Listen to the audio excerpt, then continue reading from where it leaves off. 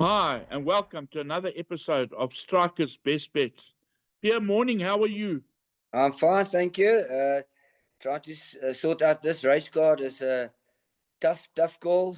Scottsville on Saturday, and we know it's a big meeting, so let's hope the punters can make some money and boost Scottsville as a racing venue. Yeah, absolutely. You know, we had our first Group 1 winner last year. That's World Sports Betting. Um, we won the Group 1 with Miamu.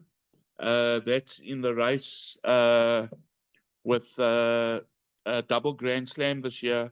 And the horse that we beat, the shortest of short heads, was a horse called Asia Pambile. And that's in the race. So it's going to be a nice race. But traditionally, this meeting throws a lot of results. And I've gone through the card, and I'm telling you, I'm battling to actually narrow it down because it's hell of a hard. Yeah. But it's going to be nice racing. You know, Sean Terry, it's normally a benefit day for Sean Terry. So he's got some nice runners. You know, back in the day, it was Sean Terry and Dennis Dreyer. Now it's Sean Terry. He's got some nice runners, but it's not an easy card, Pierre. Yeah, a tough card. I've tried to cut it down where I can because obviously you got to take a chance somewhere. You can't just take field every race. But this meeting last year was a little bit of a tender spot for me. I It mean, was. I missed out on Miamu. Maybe I wouldn't have won in it. Maybe Callan would have rode a better race than I probably would have, or might have. Let's put it that way. But I ended up going to New York, which I can't regret. That was a lovely trip. Yeah, I remember at the Highveld Awards last year, I begged you to change your flight, and your lovely wife said, "Over my dead body, is he changing his flights to ride a horse?" So yeah, for us, I guess she won, which is the most important thing. She's running again. As I said, she's running again today, on Saturday. So I'm going to be shouting her home. Okay, whether she can beat this lot again this year, it's another whole story. I think more importantly is before we go on to Scottsville's card for Saturday, um, I I just want to read out the Hollywood Bets Durban July anti-post betting again, as we told our viewers last week. Okay, we're going to keep them updated.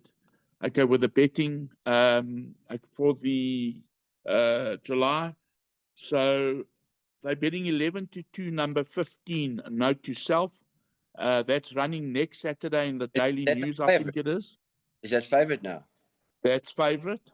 They're betting 6-1, 8 on 18, 13-2, See It Again, 9-1, Wish List, 12-1, Okavango, 13-1, Regulation, 14-1, The Real Prince, 14-1, Star Major, 16-1, Trust, 18-1, a big price about Jan van Goyen, 20-1 about Mocha Blend and Grand Empire, 25-1 Native Ruler, King Peles, Hazy Daisy, The Ultimate King, Issy Vivani, 28-1 Happy Verse, and 35-1 and Better the Rest. Yeah, I still see a lot of value in my four choices, which was Wish List. That's the shortest of the lot at 9-1. Star Major, he's going to run soon. 14-1, Regulation 13-1, and then my outsider Jan van Goyen 18-1. I think it's still a lot of value. And then I wanted to know as well, the World Cup, Soccer World Cup is coming up soon. Can punters take horses onto a Soccer World Cup team? Absolutely, yeah. So they can take all to comes. The World Cup going into the Hollywood Bets Durban July. 100%. Well, I've been in contact with Shane McGregor lately. So I'm going to get a bit more info from him just to get a bit more interest for the punters to have a bet on the day, but then also comes into the July, into the World Cup team, and maybe they make some decent money out of that. Absolutely, absolutely. You know, we bet on everything. So every sport that you can think of around the world, if you go onto the World Sports Betting site, okay, there's betting for absolutely every single sport around the world, okay, which is great. So it doesn't even have to only be World Cup soccer. It can be a darts game, like a World Cup darts, for example, going into World Cup soccer into the July. So there's many ways. Okay, they can actually take multiple bets, which is great. Right, yeah. I think more importantly, let's get onto Saturday, which is a big day, as we've said. I just want to get to the betting so that we can go through it. Are we starting with race 2? We're starting race 2, so we're starting normally bar pots, PAs, pick 6, and as we always tell our punters, our viewers, okay, your tipping is merely a guide. If they fancy something else in the race, they need to put them in. And okay, this betting is volatile because it opened up yesterday, which is 4 days out from Saturday. So there are going to be a lot of changes. Okay, going into Scottsville on Saturday. So let's kick off with the first leg of the bar pot race 2.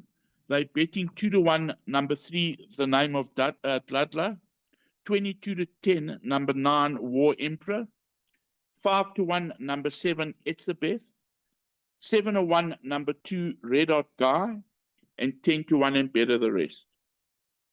Okay, so I've basically cut this race down to 2 horses. Number 3, the name of Dladla, and number 9, War Emperor. The number 3, the name of Dladla, is a 2-year-old coming from Johannesburg. First time blinkers. Will the blinkers help? Will it make the horse over race? We don't know. Only the race will tell.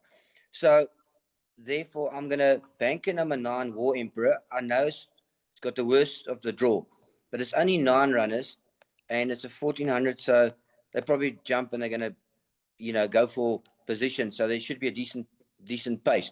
So if he overcomes his draw, yes, good luck.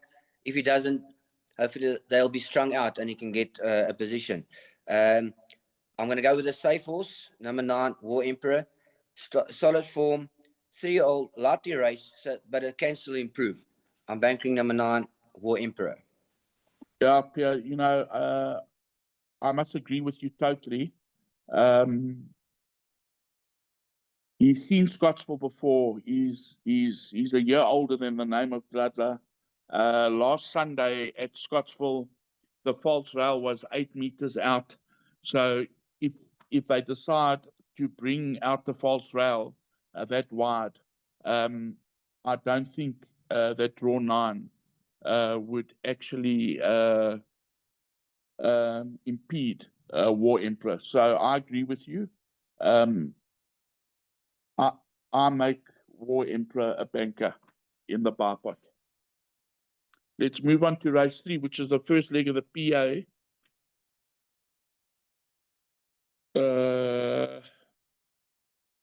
They are betting. Sorry, my betting is just frozen for a second. They are betting 3-1, number 5, Next of Kin. 5-1, number 10, Master Bomber. 7.5-1, number 1, Best Candidate. And number 6, El Ravian. 8-1, number 7, Magna Magic. 10-1, number 2, Serpentine's Fire. Run to Rio. And Sierra Sagrada. And 15-1 and bar the rest. Yeah, this is a handicap huge field, terribly difficult race to cut down to. So I'm gonna actually put 4 horses in a bipod here. My first selection is the favorite, number 5, Next of Kin. Solid form, good draw. I'm just a bit confused. Sean Veal, I think he rides for Hollywood Bets, if I'm correct. And he's riding number 6, El Ravian, who's an older horse. It's a 6-year-old.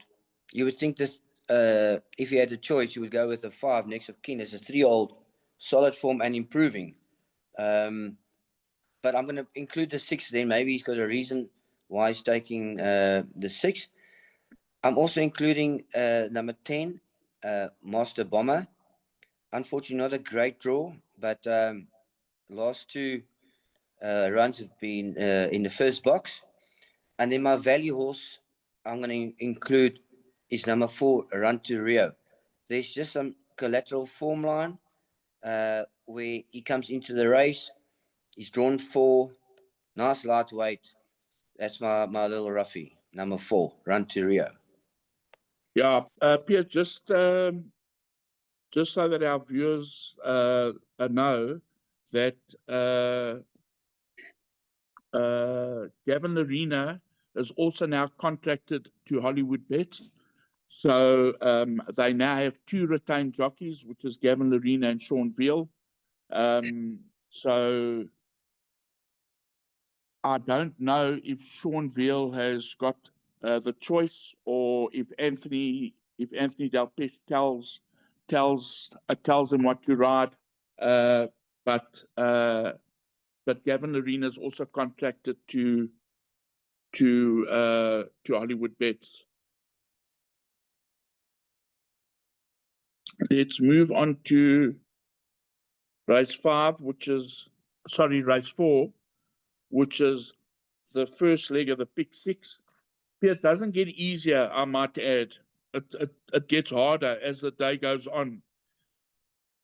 They are betting 2-1 number 10, Talk to the Master, 3-1 number 6, Frere Jacques, 8-1 number 7, Uzwano, and number 8, JP's Palace, 9.5 to 1 number 1, Guy Gibson, that's from Port Elizabeth, 10-1 number 3, Mojave Princess, 12-1, and better the rest. Okay, so once again, it's so hard to go with a banker or cut it down to a small numbers into this leg. I've actually included 5 horses just because it is so difficult. My first choice is number 10, Talk to the Master. Ran second to Roland Garros, and if you remember last week we mentioned that the horse that won for Hollywood Bets, Sean Veal. Absolutely. That also Peter Muscat. That's it. Came out of that form line, and we found the horse that ran behind it to win last week. So, Talk to the Master form's looking solid. So I'm putting the 10 in, Talk to the Master. The 6, Frere Jacques.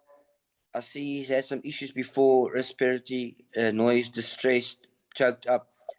So he's had issues. I don't know if they fixed it, but he's had 1 run after the rest, won by 5.5 lengths. I think that's got to be included. Then obviously the 7, Uzwano, also 4-year-old. He's had some terrible bad draws, and now coming into the play with a better draw. Number 3, Mojave Prince, and Fortune in the Saddle, drawn 3. Decent form of late. And then my roughie is the number 9, Diani. I know it's a 6-year-old, so that's less scope for improvement. But if you look at some collateral form, it's right up there. It's dropping a little bit in the race figure. Last time got beaten under 3 lengths, and it had the worst of the draw, drawn 10 out of 10. So that's worth a consideration. Yeah, Pierre, I make this a very, very hard race. If you don't like, or if you plan to beat, talk to the master. I found an absolute loon in the race. I found number 11, Kitchikal, at 22-1. He loves the course and distance. Um, he hasn't finished out of the money course and distance. Also got Sean Veal on it, who, as we know, is contracted to Hollywood Racing. Again, we don't know if he could have ridden Uzwana, who's also Hollywood Bets. So my loon in the race, and I know that this day throws up huge results, is I'm putting Kitchikal into all my bets. Well, look at you can even go further. Look at number 12, Better Man. Unfortunately, it's drawn wide and it's got a heavy weight. But it's a 3-year-old that can improve. If you go back on its form, it won 2 in a row, then it ran behind Good For You. That's a feature race horse. Then 10 Penny, its next run. Also, I think it's nominated for the features. I think a feature coming up soon at Greyville. Then this next start ran behind 3 lengths behind Star Major, won a feature. The next run 8 lengths behind Wishlist. Okay, it is 8 lengths, but Wishlist is one of the favorite for the favorite for the July. And then last time out behind Star Major 6 lengths. There's no Star Major in this field, and absolutely. That's Better Man's first run. Unfortunately, you can't put every horse in the field, but you got to go wide. Yeah, I agree with you. I agree with you 100%. We now move on to race 5, which is the first leg of the jackpot. But more importantly, in the past, races 5, 6, 7, and 8 were all Group 1s. Now, unfortunately, the Allen Robertson has now become a Group 2. But so it has lost its Group 1 status, but it's still a great race. And they are betting 28-10, number 4, Get Up. 5-1, number 5, Fly. 13-2, number 1, Karari Dancer. 8-1, number 8, Secretary Bird. 8.5-1, number 10, Ventura Boulevard. 11-1, number 7, Griselda. And 12-1, better the rest. Stephen, is there still a bias with the draw at Scottsville? Yeah, so it's more middle to inside. I noticed on Sunday down the straight, the horses that were drawn on the outside, they moved up to middle inside. I think it was the second race. The horse's name escapes me. He was drawn 11, but the horse just naturally always hangs to the right, and he won the race, but he won it down the inside. So there is still a slight bias on the day with the draws. So normally middle to inside is normally better down the straight at Scottsville. Okay, so these are 2 olds. Some improved, some are precocious. So we can only go in form, and like you said earlier, this is like the Sean Terry benefit day. He's one of those trainers. He gets his best horses to prep for this day, because these are big days, big races. So unfortunately, they're not grade 1s anymore. You would think that they would be grade 1 races, because the people are running in the country. I've included 3 of Sean Terry's horses here. Number 4, Get Up. Number 7, Griselda.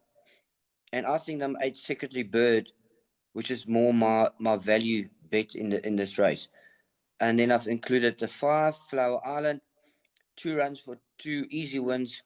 So how do you compare 2 olds that haven't competed against one another?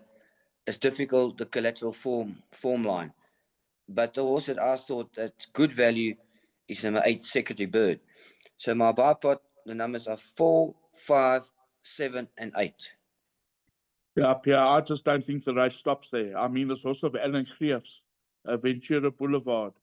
I mean, he won by nearly 11 lengths first time out. There's also Dean Canamaker's Palace of Avernia. They won first time out. Granted, they'd drawn wide, but you can see out of both those runs, out of Ventura Boulevard and Palace of Avernia, they've got a lot of pace. Okay, both these horses, they went to the front and won easy. So for them to jump out and get to middle, more middle, I don't think it'll be a problem. So I really don't think that the race stops there. The reason why Richard Ferree is not riding Ventura Boulevard, I believe, is because he's contracted to Richmond and he's got to ride Good Day Sunshine. And Yeah, there's absolutely nothing wrong with Good Day Sunshine's form. I take away a last run, not striding out, and I liked her that day, and she didn't jump. So, you can completely write that race off. But see, you know what? Sometimes draw 1 or 2 or 3 or 5 is not the best either, because if you don't have a lot of speed and the horses on the outside have got speed and start coming over, like for instance, double Grand Slam last year, she looked very unlucky not to have won the feature. So if you don't have a lot of pace, you also need a bit of luck to get a clear run. Yeah, I agree with you. And we're going to get to double Grand Slams. So just thinking, if you really look at it, if we like Griselda, we've got to love Good Day Sunshine, because I mean Good Day Sunshine beat Griselda, Yes. and they're both carrying the same weight. So it's not as cut and dried as it's only Sean Terry, because there are other runners in the race. Okay, they've got to have a huge chance. Yep. Okay, let's move on to the Gold Medallion Race 6, which is the first leg of the second jackpot.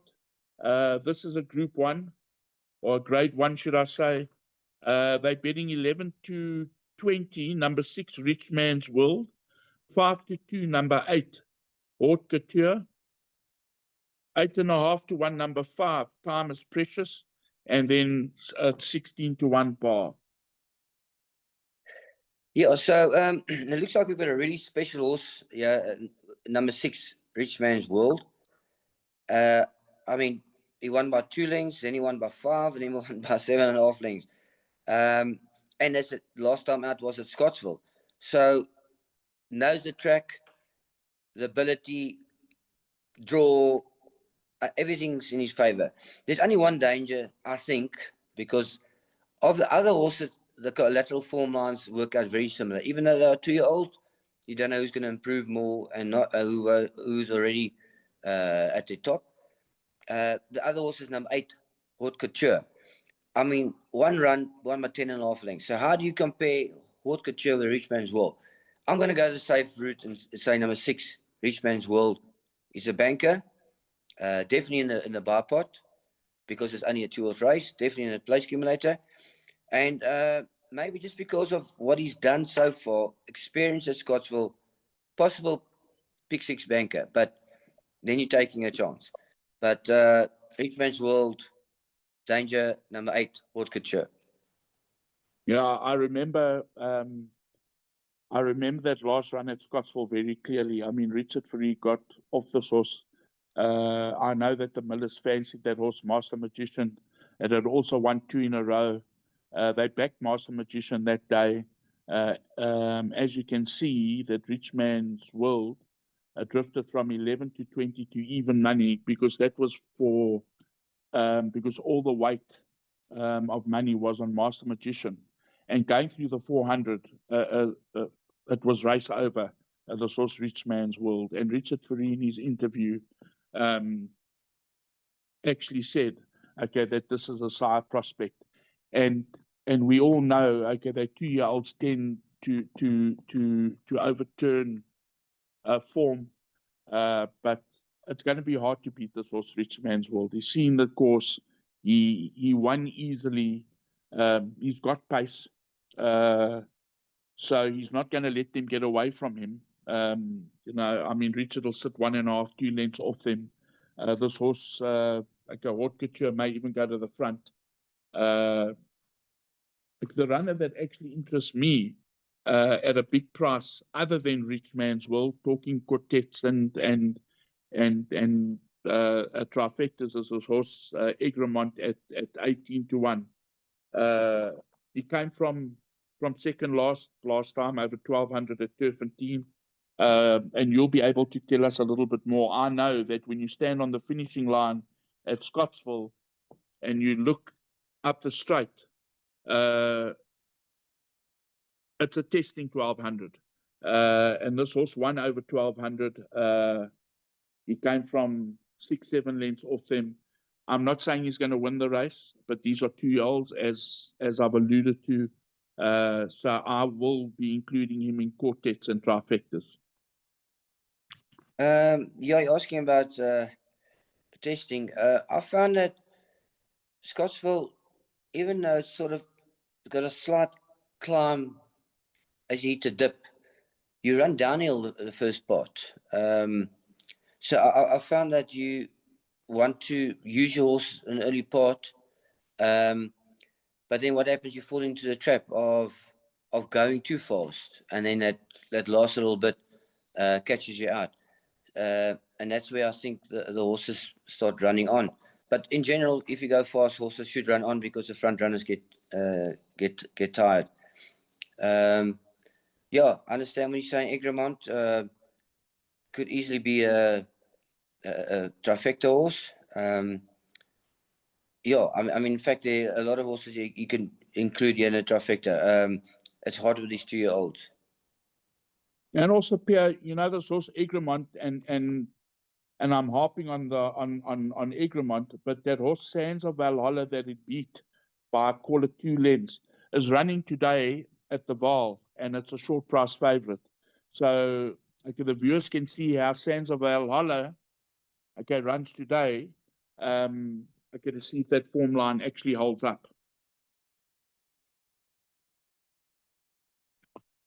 Okay, let's move on to the Golden Horse Sprint Race 7, another Group 2. They are betting 5-1, number 7, Cosmic Speed. This is really a hard race, Pierre. 7.5-1, number 5, Taxi to the Moon. 7.5-1, number 14, Jerusalem Rain. 8.5-1, number 15, Great Plains. 9-1, number 1 Iron Vegas. And number 8, Miami Mountain. 11-1, number 10, William Robertson. And 14-1, and better the rest. Yo, I'm looking at the betting, and my some of my numbers and the betting don't add up here. So 2 very interesting runners here that have got very strong form, which is number 1 Iron Vegas and number 3 Fox on the Run. They are both 3-year-olds, both young horses with solid form. I mean, they ran behind Star Major, Jan van Gooyen,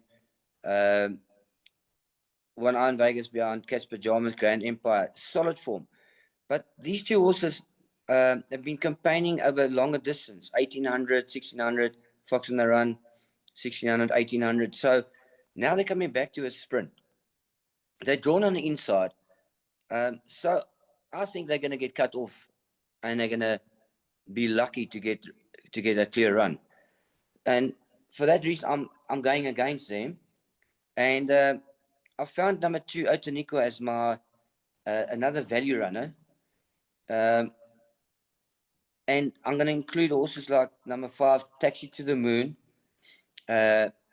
number 8 Miami Mountain, and number 7 Cosmic Speed. But you can easily find other horses here. What a difficult race. I've gone against Jerusalem Rain and Great Plains just because draw, having to either use the speed and overcome the draw, or having to tuck in at the back like Great Plains might have to do, and then having too much to make up. I thought that if it gets into the fields, number 17, Zalatoris, I don't know what draw it will go to, but it's got some strong form if it does get into the race. But I'm cutting it down to number 2, Otaniqua, which is my value, the 7, the 5, and the 8. Yeah, this race is an absolute minefield. If you like Taxi to the Moon, if you go back to Taxi to the Moon's run on the 7th of March behind William Robertson, Taxi to the Moon is a half a kilo up. Where William Robertson is down a kilo and beat Taxi to the Moon. William Robertson just loves the course. He just loves the course and distance. He's got to be a big runner.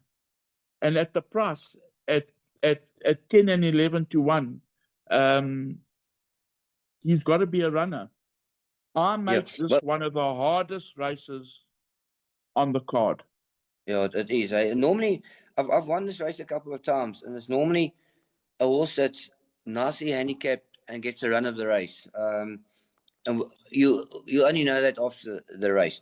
My worry about William Robertson, it's okay. He's 7 now, but his last couple of runs, he won and beat Taxi to the Moon. Then he finished 4th behind Ziasha, and then it says respiratory noise blowing, respiratory noise not striding out. Yeah. My worry is that he's not at his top. But I think what you're saying is that you can put any horse in here. Okay, well, that's basically what I'm saying, is that this race is so open that anything can win this race. I mean, Outlaw King loves the distance, but he's been campaigning over that last run behind Questioning over 1400. He's now back to the sprints. I mean, Questioning, won that day, very easily. But this horse loves the distance. So at the end of the day, what I'm actually trying to say is that it's very, very open. And I know that, you're ducking a Jerusalem Rain, but it is Sean Carey. The horse came back to his best last time, albeit carrying 52 kilos, and beat the highest rated horse in the country, Buffalo, Storm Cody. But he's only 1.5 kilos up on that run. It's a very, very hard race, Piere.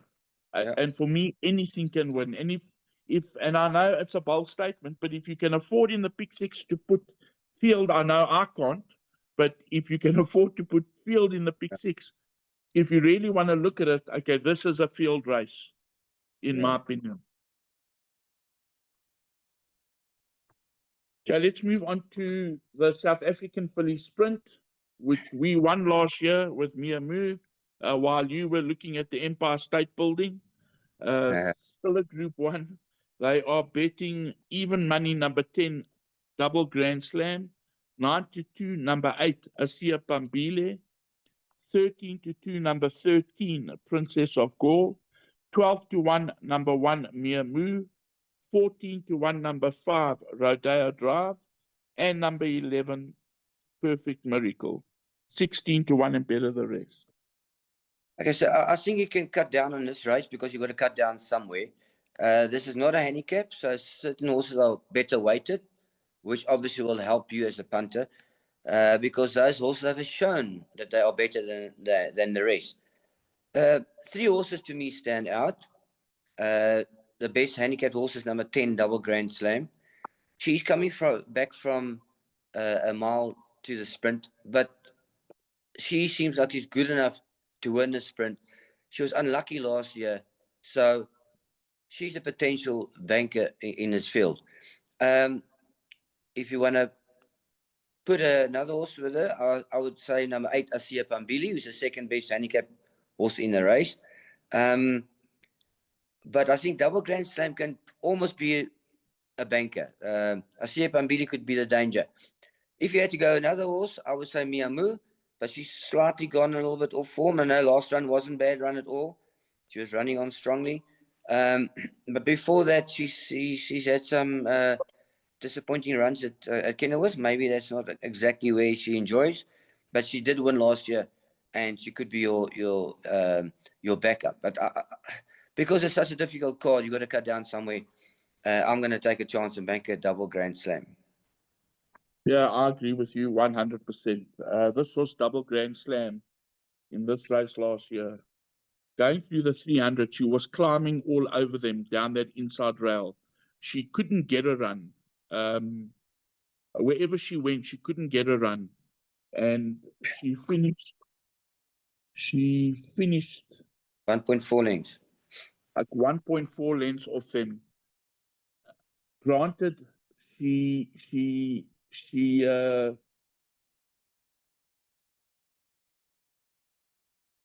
only had one run at the course. She finished unplaced. I don't believe that was a run, because I believe that she should have gone very, very close to winning it last year. She finished unplaced, but if she got the run, she would have won. So without a doubt, 100%. So for me, as you've intimated, like you banking Double Grand Slam, I'm going to be doing the same thing. Let's move on to the last race, which is race 9. They are betting 3-1 number 7 Saudi Cat, 4-1 number 5 Green Getaway, 7-1 number 16 Vibe SA, 8-1 number 8 Banff, 8-1 number 15 Colfoot, 12-1 number 1 Disting, 13-1 number 4 Dream World, and number 12 Cavalry Commander, and 14-1 and better the rest. Okay, so the favorite Saudi Cat, I see it's had a long break. I think it's had an operation on his knees or something. Excuse me. So I'm going to go against it. I'm going with number 5 Green Gateway. I think that is very strong form. And my value bet, the backup is number 1 Disting. I think you can go light in this race.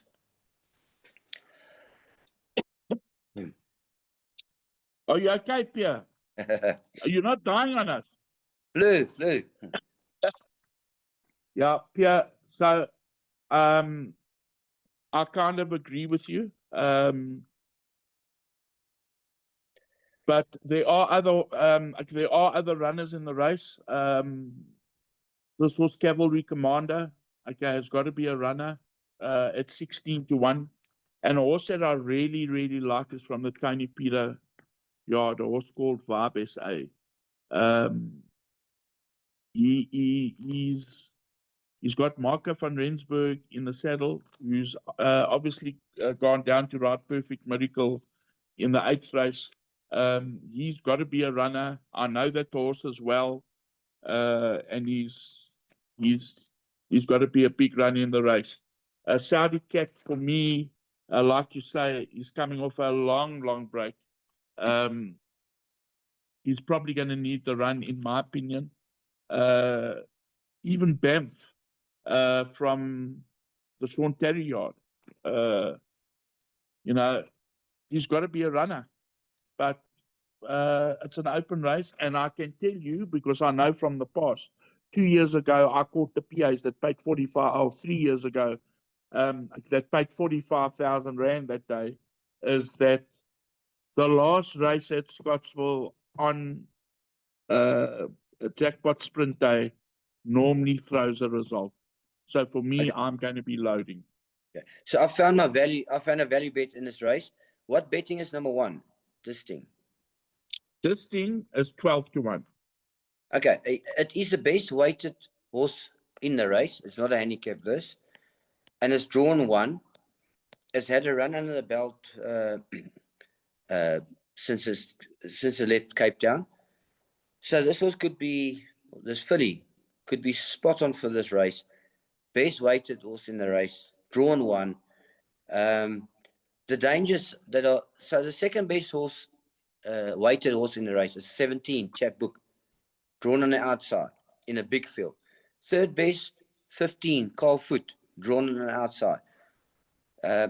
Fourth best, 18, So is Star, drawn on the outside. So if you take the outside and you say that's a bad draw, they can't win from there, you're eliminating at least 3 horses here. And then if you eliminate Saudi Cat, maybe it needs a run, maybe it's a very good horse. But all of a sudden, this thing is not the worst bet to have, maybe like an each way bet, you know? Yeah, just okay, these 2 horses, Chapbook and Sour Star, are both reserve runners. So if there's any scratchings, it depends what gets scratched. And then they come into that draw. So in terms of the outside draws with these 2 horses, they may not even run. But the form lines of Chapbook. If this thing gets scratched and Chapbook comes in, you have a bet on Chapbook. Absolutely. I agree with you. And that's exactly what I was going to just say to you. Because in my opinion, Chapbook, if he gets a run, he's got a bit of a chance. If he gets the run. But all in all, Pierre, it's a very, very hard day. There's one short price favorite on the entire card, which is Rich Man's World. Is that what it's called? Rich Man's World at 5.5 to 10. Other than that, Double Grand Slam? Well, that's even money. I'm talking about horses in the red. But other than that, it's not an easy day. So our viewers can play around Rich Man's World and Double Grand Slam, because I believe that she was very, very unlucky last year. And then load up wherever they can, because I can tell you, if you beat those 2 horses, you've got the exotics are going to pay an absolute fortune. Yeah, because the punters have to go light somewhere. And that's absolutely. Those are your obvious 2 horses to maybe banker, you know. So if you go against them and they get beat, but then you've had to try and leave other horses out in the difficult races, and then you go out there, hey, it's a difficult one. It's a catch-22. But in saying that, if you structure, because it's all about structure when you're playing exotics, if you structure it correctly, you're going to get the money. You are going to get the money on Saturday, because I can tell you that this meeting has a history of throwing up results. Well, but in saying that, happy punting. Yes. I know that you're going to have a bet on this thing, so I'm going to be watching you carefully. And I wish our punters happy punting, and may they make loads and loads of money. All the best for Saturday. Absolutely. See you next week, Pierre.